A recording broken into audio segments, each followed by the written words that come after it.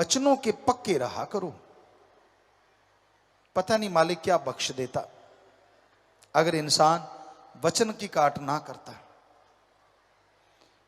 हमने इतिहास पढ़ा, हमने पाक पवित्र ग्रंथों को पढ़ा, सभी धर्मों के पवित्र ग्रंथों को पढ़ा और हमें ये महसूस हुआ, कहते तो हैं कि कलयुग बड़ा भयानक है, पर भक्ति करने के लिए जितनी कलयुग में छूटे हैं किसी युग में ऐसी छूट ना थी और ना कभी कल्पना भी थी। सतयुग में, द्वापर, त्रेता, जितने भी युग हुए हैं उनकी सीमा थी। भक्ति करनी है, जंगलात में जाना होगा, परिवार छोड़ना होगा, ये खाने पीने का सामान त्यागना होगा, पहनावा बदलना होगा, ऐसे रहना होगा, वैसे नहीं रहना होगा। और कलयुग में शाह मस्तान शास्त्रनाम जी दाता ने तो कमाल ही कर दी। जो मर्जी खाते रहो, बस किसी को मार के ना खाओ, किसी का हक ना मारो, जैसे मर्जी पहनते रहो, बस नंगे ना घूमो तो अच्छी बात है। पर जंगलों में रह के नंगे घूमना तो घूमते रहो जहां सिर्फ पशु हो और आप हो।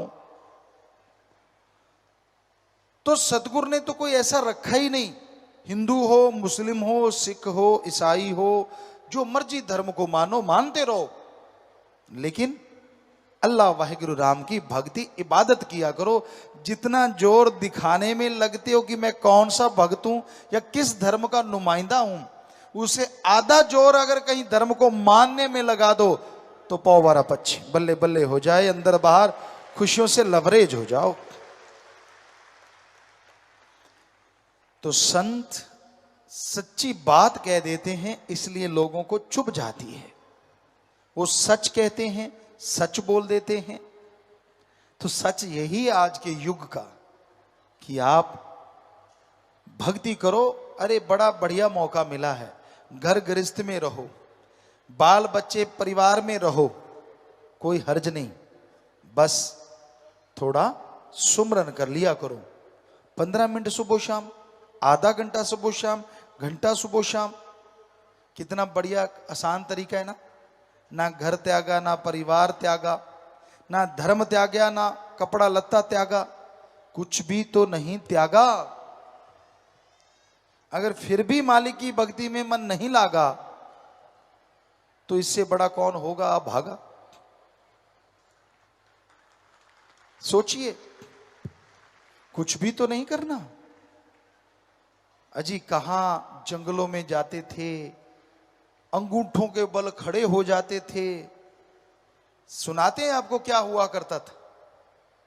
अंगूठों के बल खड़े हो जाते थे पांव के, और ऐसी जगह पे जहां पे गिरने के बाद मौत ही हो जाए, खड़े रहते थे, अपने सिर के बाल ऊपर बांध लेते थे।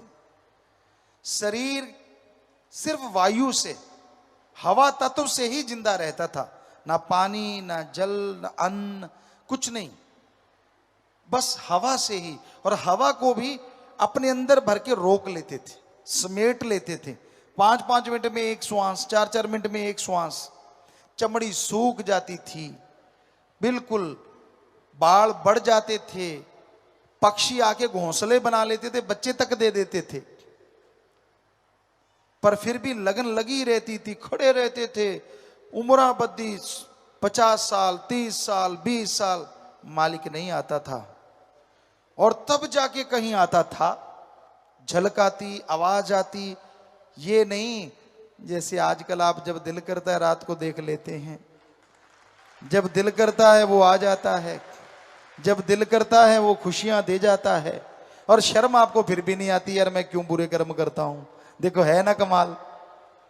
रात को अच्छे भले मालिक के नजारे लूटेंगे, सवेरे उठा के हथियार फिर से चल पड़ेंगे, आज ठगी मारेंगे, आज खुशी सी आ गई, आज चक देंगे फटे। वाह महादेव पुतक। ऐसा हमने सुना है। एक गांव में हमारे ही एक, हम किसी का नाम नहीं लेंगे, जाट जमींदार किसान सी, और अच्छी फसल होगी, सभी सारे पिंड दे अच्छी फसल हुई, बहुत वधिया बरसात हुई, नहर दा पानी बहुत चलिया, बहुत ज्यादा फसल हुई, दुगनी तिगनी। असी बाहर बैठे सी, ਉਹ ਸੱਜਣ ਆਇਆ, ਸ਼ਰਾਬ ਪੀਤੀ ਸੀ। ਕਹਿੰਦਾ ਬਾਈ ਜੀ, ਅਸੀਂ ਕਿਹਾ ਹਾਂਜੀ। ਕਹਿੰਦਾ ਨੰਬਰਦਾਰਾ ਜੀ ਕਰਦਾ ਹੈ ਫਟੇ ਚੱਕਦੇ ਹਾਂ। ਅਸੀਂ ਕਿਹਾ ਕਿਉਂ? ਕਹਿੰਦਾ ਫਸਲ ਇੰਨੀ ਹੋਈ ਹੈ, ਸ਼ਰਾਬੀ ਸ਼ਰਾਬ ਪੀਤੀ ਸੀ। ਅਸੀਂ ਕਿਹਾ ਫੇਰ ਰੱਬ ਦੀ ਸ਼ੁਕਰ ਕਰ। ਕਹਿੰਦਾ ਯਾਰ ਰੱਬ ਤਾਂ ਯਾਦ ਹੀ ਨਹੀਂ, ਜੀ ਕਰਦਾ ਕੋਈ ਬੰਦਾ ਨਾ ਮਾਰ ਦਿਆਂ। ਅਸੀਂ ਕਿਹਾ ਵਾਹ ਓਏ ਤੇਰੇ, ਰੱਬ ਨੇ ਤੈਨੂੰ ਰਹਿਮਤਾਂ ਬਖਸ਼ੀਆਂ, ਇਹ ਬੰਦਾ ਮਾਰਨ ਵਾਸਤੇ ਰੱਖ ਬਖਸ਼ੀਆਂ? कहता नहीं, रब रुब नहीं याद। और कुदरत मालिक की ऐसी हमने देखी, 2-3 दिन के बाद वो 4 पे पड़ा, रब रब ही कर रहा था और कुछ याद ही नहीं था। ਅਸੀਂ ਕਿਹਾ ਉਹ ਬਹੁਤ ਡਾਢਾ ਹੈ, ਰੱਬ ਯਾਦ ਤਾਂ ਕੀ ਨਹੀਂ, ਉਹ ਤਾਂ ਨਾਸੀ ਧੂਆਂ ਕਢਾ ਦਿੰਦਾ ਹੈ। ਜੇ ਆਪਦੀ ਆਈ ਤੇ ਆ ਜੇ, ਆਵੇ ਨਾ ਬਸ ਐਂ ਮੰਗਿਆ ਕਰੋ ਕਿ ਮਾਲਕਾ ਤੂੰ ਬਸ ਤੈਨੂੰ ਯਾਦ ਹੀ ਕਰਦੇ ਰਹੀਏ, ਤੂੰ ਨਾ ਆਪਦੀ ਆਈ ਤੇ ਆ ਜੀ।